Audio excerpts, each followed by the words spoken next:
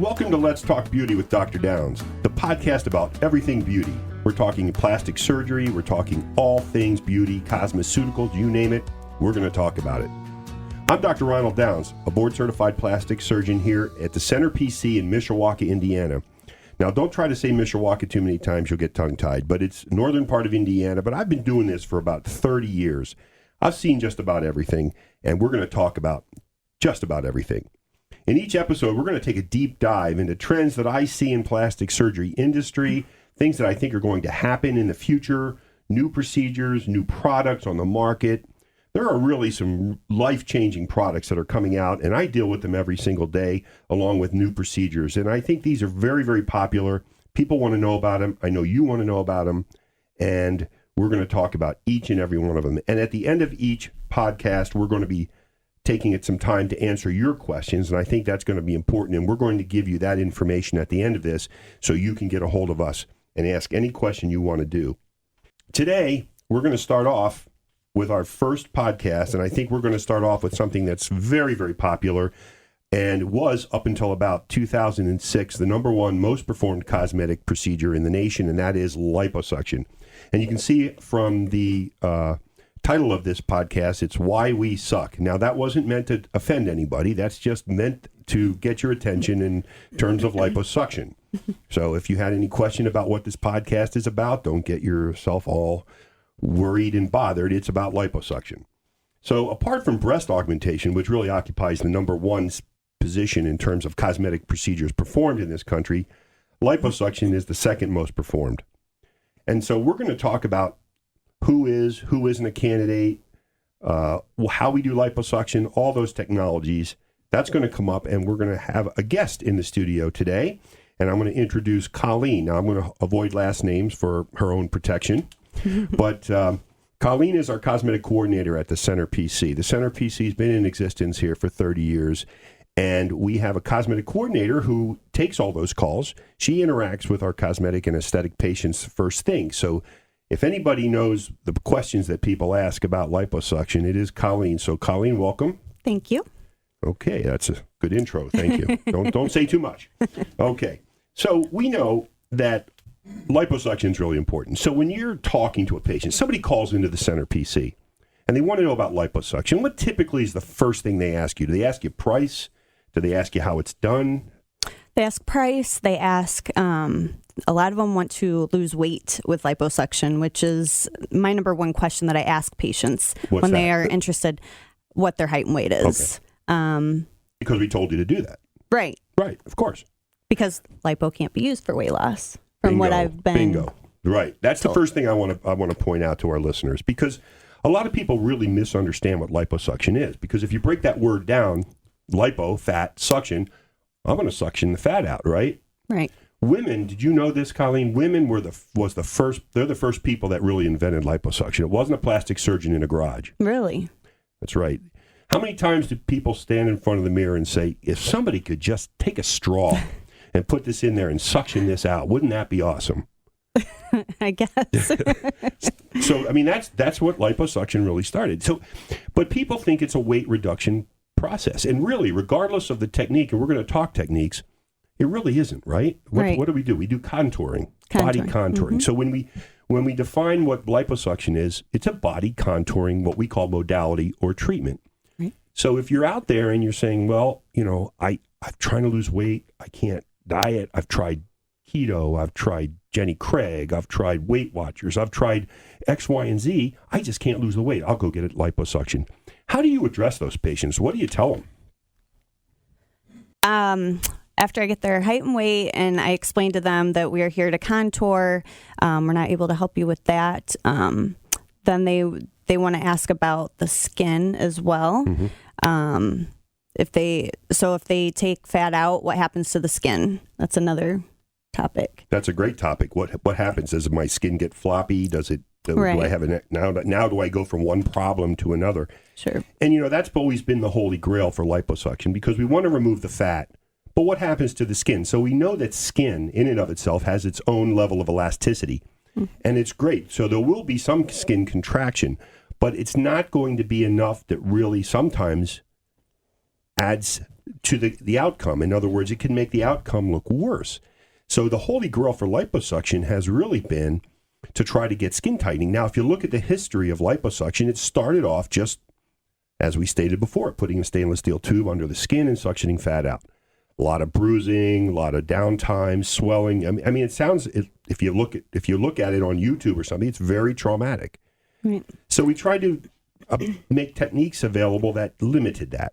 So we started doing this, what we call tumescent technique, or a water technique, where we actually infiltrate the fat with a solution that contains a lot of different chemicals that really cuts down on bleeding, emulsifies the fat, and makes the suction easier and smoother.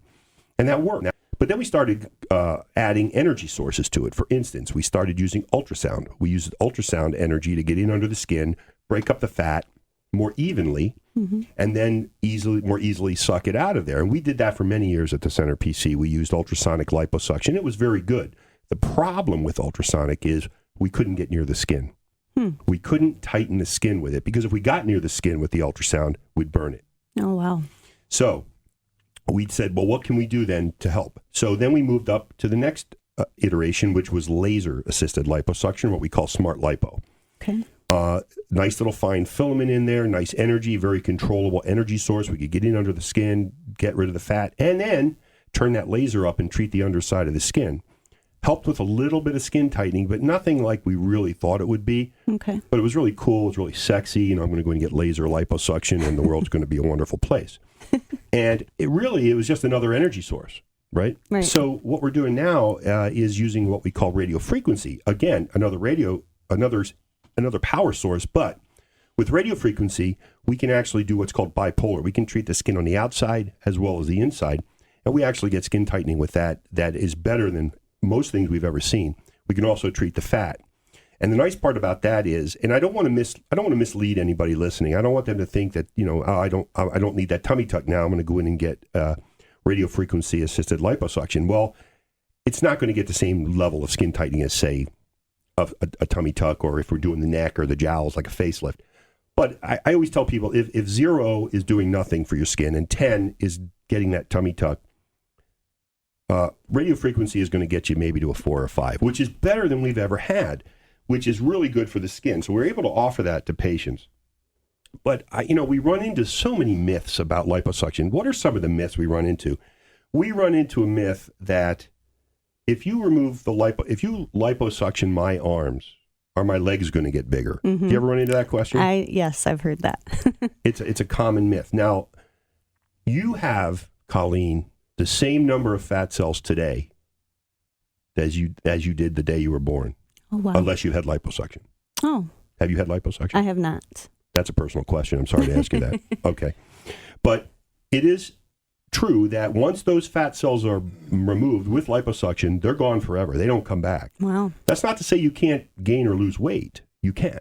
Okay. But you're reestablishing, again, the key word is that contour. We're reestablishing that contour. So that's important. And the other myth is that, well, the two myths. Will it come back? No. And will it come back somewhere else? So if you liposuction my arms, are my legs going to get bigger? No. No. Okay. You are genetically predetermined, pre-programmed, if you will, to deposit fat in your body where it's meant to be. Now, look, you mentioned this earlier, weight stability, right? Mm-hmm. You can't come in and get liposuction, go home, hit Taco Bell, Chick-fil-A, and just gain 50 pounds and expect your liposuction to maintain it. And we get them all the time, right? Yes, we do. We come into the office 2 years later and it's like, my liposuction didn't work. I don't like what it looks like. Mm-hmm. Well, what's the first thing we do? Check their weight. We get them on the weight. We get them on the scale. They hate us for that, right? They do. And, and believe it or not, liposuction is one of the top procedures that guys do. Mm-hmm. Men do liposuction more than any other procedure out there as far as aesthetics are concerned. And whether it's a woman or a male, they don't like to get on that scale. No, they don't. And somehow a scale at our office is always about 15 pounds heavier than the one they had this morning at their house. Mm-hmm. But the weight stability is important. And it goes the other way, too. Nothing looks worse than liposuctioning an area of the body and then losing about 30 pounds or 40 pounds and coming in and it looks all lumpy and bumpy because the weight stability is not there. Now, you don't have to be at ideal weight. That's who's there. I mean, nobody's at ideal weight except me. I'm pretty close. But ideal weight is I think less than 60. It's got to be less than 60% of the population of the United States is at ideal weight. They just aren't there. It's just stability of weight. So we talked about the energy sources, and I think that's important. But what do you tell Colleen when they say, well, how long am I going to have to take off work with this procedure? I tell them it's only a day. You have it done and you can return to work the next day. Yeah, but I work on the docks. I unpack trucks all day. You can't do any heavy lifting for a couple weeks. Right.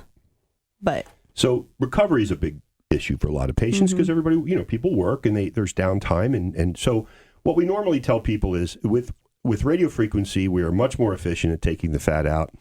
And usually you can come in, and if it's a smaller area, you can do it under local anesthetic, and you're back to normal activities that afternoon. Now, there's going to be some swelling.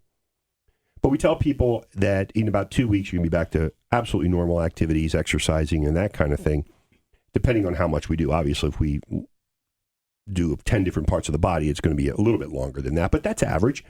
And, if you're an office-based work, you could be back that afternoon. Maybe if your job is, like I said, you're working as a longshoreman and you're unpacking the, trucks at the dock, you may need a couple days.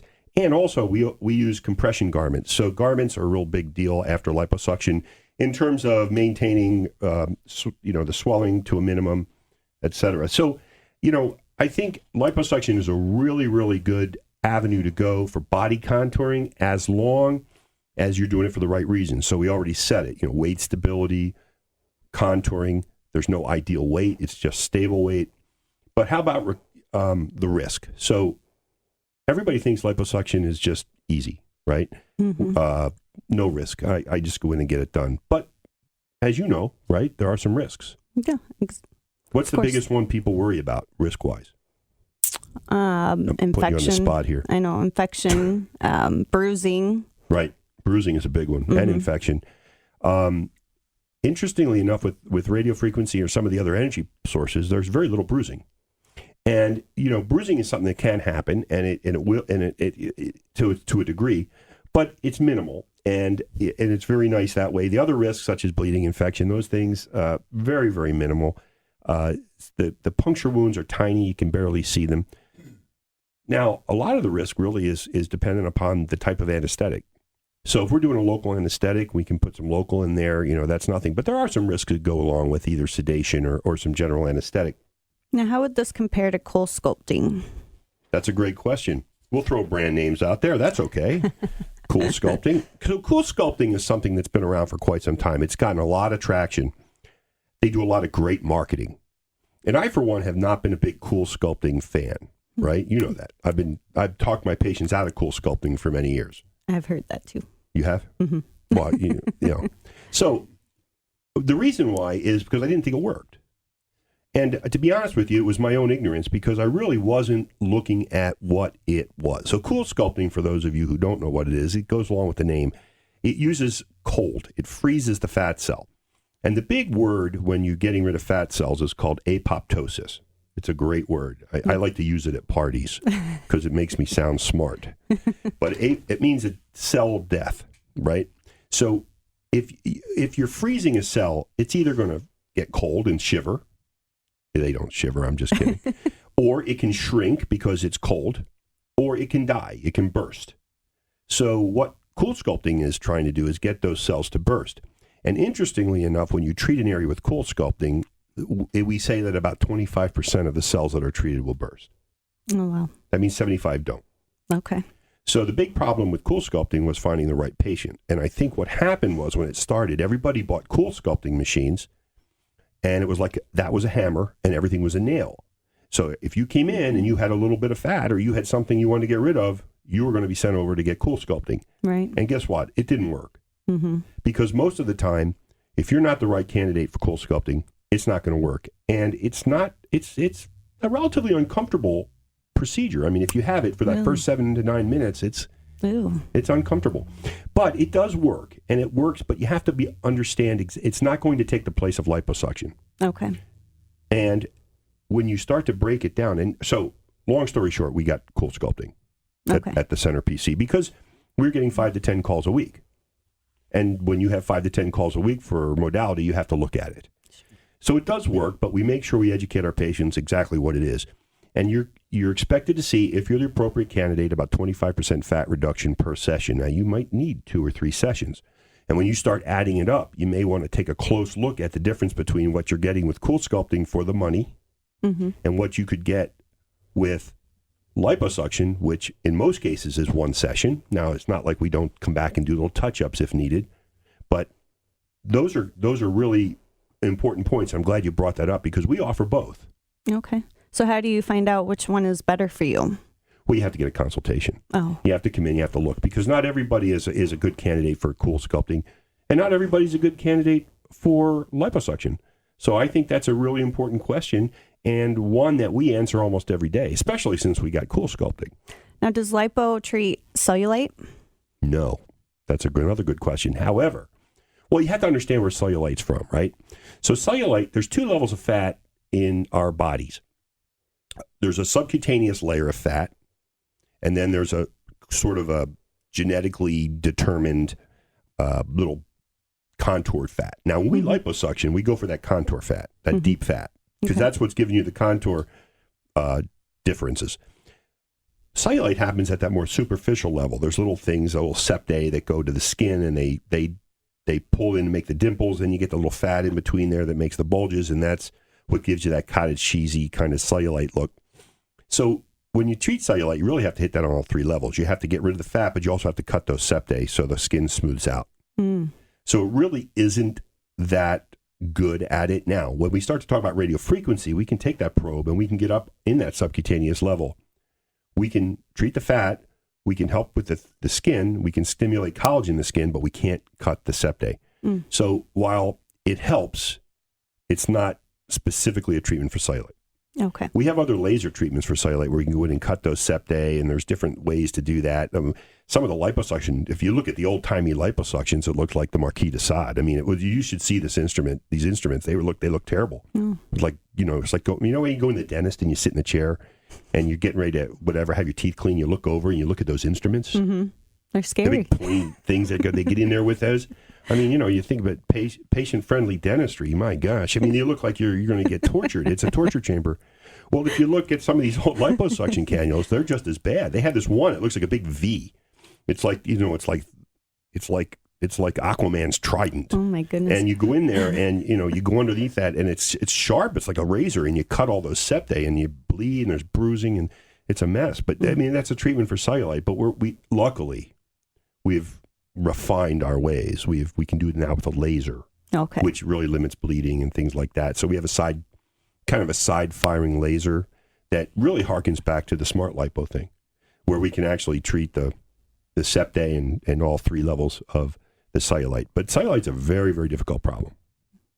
So if you have questions about liposuction, any questions whatsoever, please contact, and we're going to give you the information as we get to this at the end of the program today. We're going to get to exactly how you can contact us and learn more about liposuction. We could go on forever about this. This is a pretty cool topic. But you know what time it is, Colleen? What time is it? I'm going to give you these questions.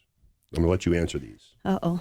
This is the mailbag portion of the podcast. This is where we answer the email questions and the text questions. And we have a couple today. Believe it or not, even our first podcast, we have a couple. All right. So this is important. So I'm going to let you answer this, and then I'm going to answer it. Okay. Don't look so thrilled. Okay. So the first, I'm not going to say names, and when you email the podcast, we're not going to mention your names unless you say it's okay to mention your name. But don't I don't want your address and the phone numbers. This is not social media.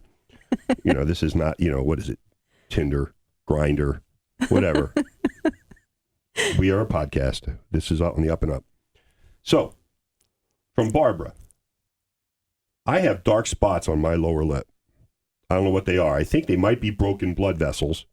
Can they be removed, perhaps with a laser, safely? On her lip? On her lip. You'll have to answer that. So here's what I want to do. After every one of these emails, I'm going to answer. That old game you used to play in college where you say something, then you say in bed? Mm-hmm. Okay.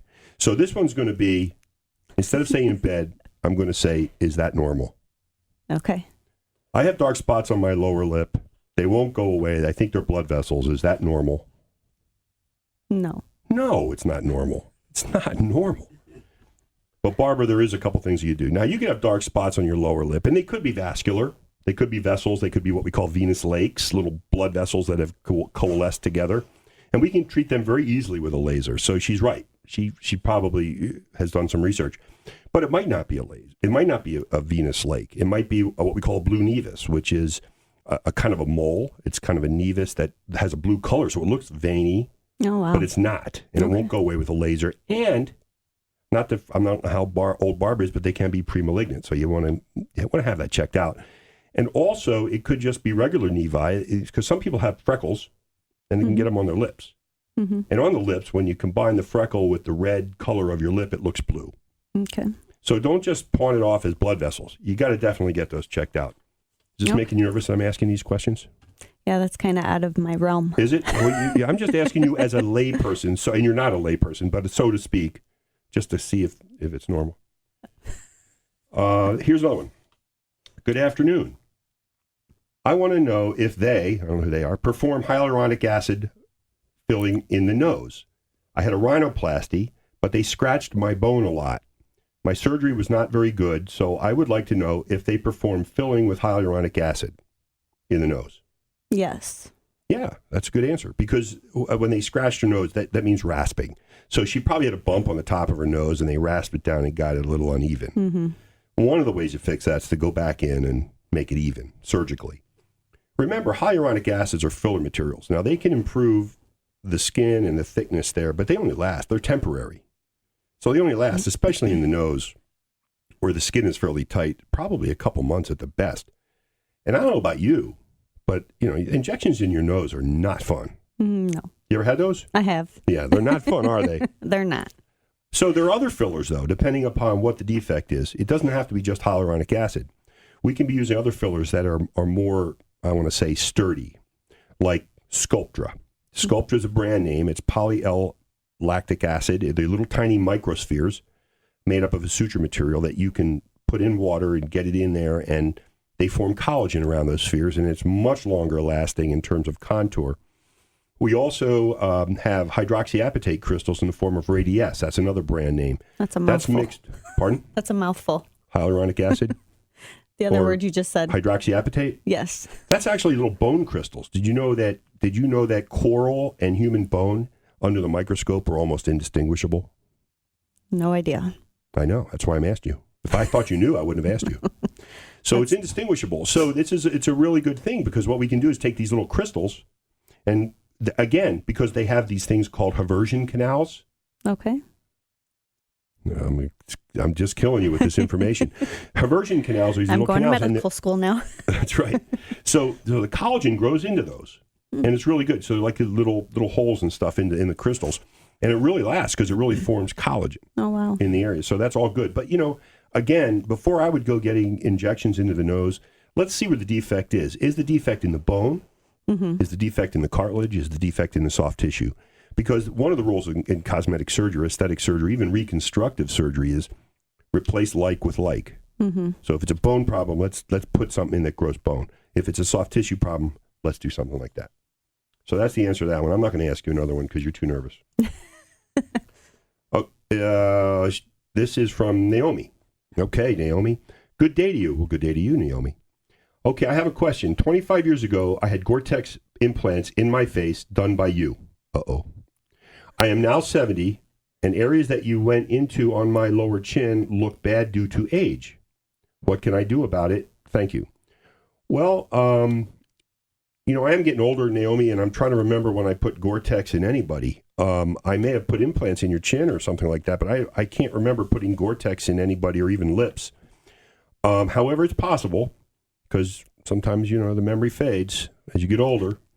But Gore-Tex is not dissolvable. It doesn't go away. It's pretty permanent, and it grows in, and it gets scar tissue around it. So it all depends on what the actual look of your chin or lower lip is. So it's very hard. Sometimes we can try to remove the Gore-Tex. Sometimes we can put other fillers in there to kind of hide what's going on or improve the situation. Or sometimes we just have to go in surgically, God forbid, and fix things. But that's all possible. So those are our questions that we have for today. And that sort of brings us to the end. I know this is killing you, Colleen. This is the end of our podcast. Are you happy? I'm not. Now I have to go back to work. I know. Any more questions? So anyway, look, thanks for listening to Let's Talk Beauty with me, Dr. Downs. It's really been a pleasure. And as you can tell, I like to talk about all things beauty. And if you haven't done it already, hit that subscribe button wherever you're listening to us right now so you can get all of our future episodes. They'll come automatically when you do that. And if you enjoyed today's episode and you know somebody might gain from it or like it as well, definitely share it with them or friend. We'd really appreciate it. Questions that you want me to answer, you can record a voice memo on your phone and email it to us at askdrdowns@gmail.com. Now that's askdrdowns@gmail.com. I won't share your name on the podcast, so don't be shy about what you're asking about. Or text DOWNS and then your question to 45364. And we'll be glad to do that and really look forward to hearing from you and talking to you next time. But remember, wherever you are, whatever you're doing, beauty is only skin deep. But don't be ugly, because that goes clear to the bone. We'll talk to you next time.